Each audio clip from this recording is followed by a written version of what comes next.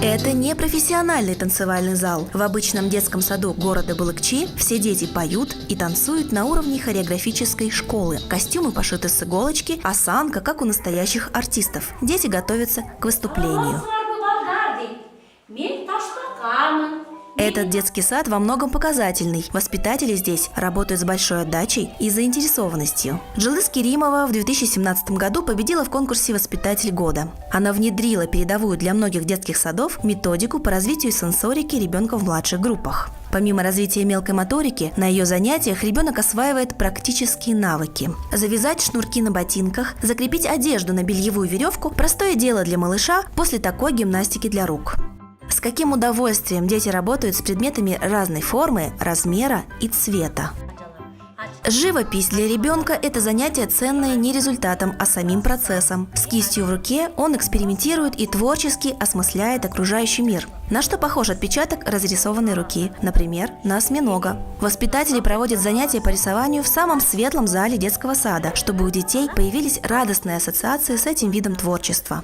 Я готовлюсь к каждому своему уроку. Каждый раз стараюсь использовать новые методы и навыки.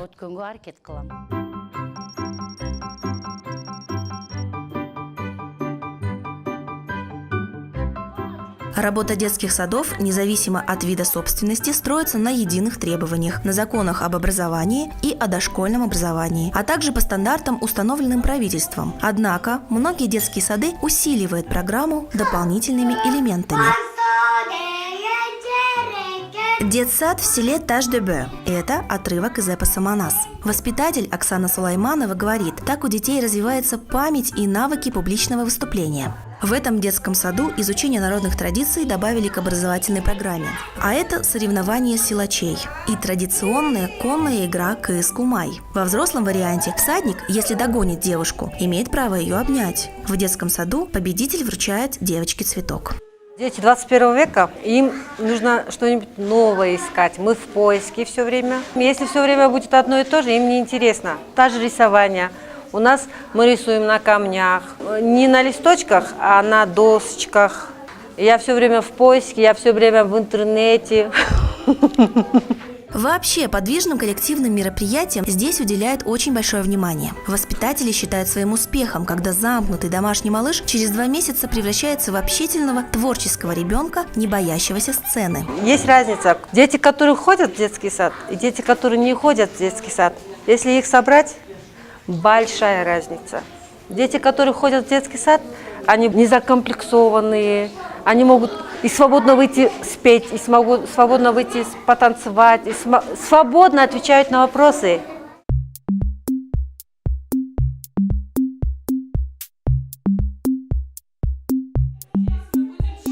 Обратить внимание на внешний вид ребенка, создать ему комфорт, поговорить о чем-то хорошем и только потом начать занятия. Принципы гуманной педагогики в работе с детишками прижились в детском саду села Сосновка. С утра ребенок выбирает сам, чем ему заняться. То есть в наше время не принуждаем его.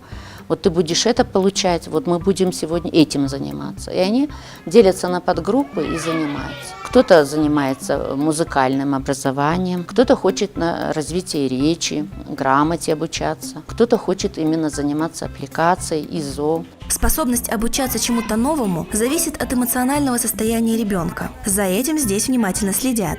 В Сосновском саду почти ничего не выполняется на заказ. Своими руками украшены стены, на стеллажах множество самодельных игрушек. Например, вот такие куклы. Одеяла и подушки, костюмы для выступлений шьются силами воспитателей. Даже музыкальные инструменты собирала и самостоятельно реставрировала директор детского сада.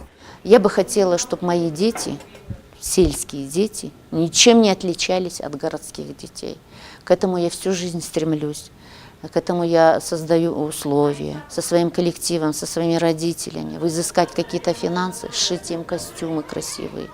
одевать их, чтобы они участвовали во всех конкурсах. Несмотря на обширную сеть в более чем 1000 детских садов, в республике растут дети, не охваченные дошкольным воспитанием, особенно дети с ограниченными возможностями, которые живут в отдаленной местности.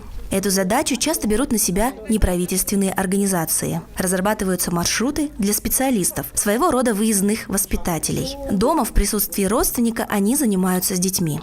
Например, здесь, в Тонском районе Иссык-Кульской области, такими визитами охвачены около 150 детишек с ограниченными возможностями здоровья или проблемами в развитии. Помогаем развиваться по 5 направлениям – когнитивному, социализация ребенка, навыки самообслуживания, мелкую моторику развиваем, а также помогаем развивать речь. Программа раннего вмешательства – это первый шаг к инклюзивному образованию и дорога к минимизации детской инвалидности. А это уже Бишкек и единственный в столице инклюзивный детский сад. Здесь им в младшие и в старшие группы принимают, наряду с обычными мальчиками и девочками, вот таких необыкновенных солнечных детей. Да, вот это.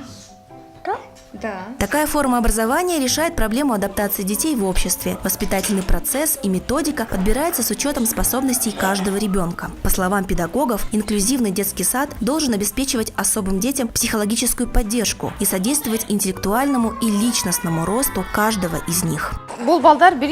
Эти дети, когда приходят впервые, естественно, удивляются, потом начинают привыкать. Сейчас в каждой группе есть и солнечные дети, и простые. Они вместе играют, вместе кушают, учатся вместе, получают вместе образование. Нет никакого деления, потому что они совместно учатся и питаются. Они уже привыкли друг к другу.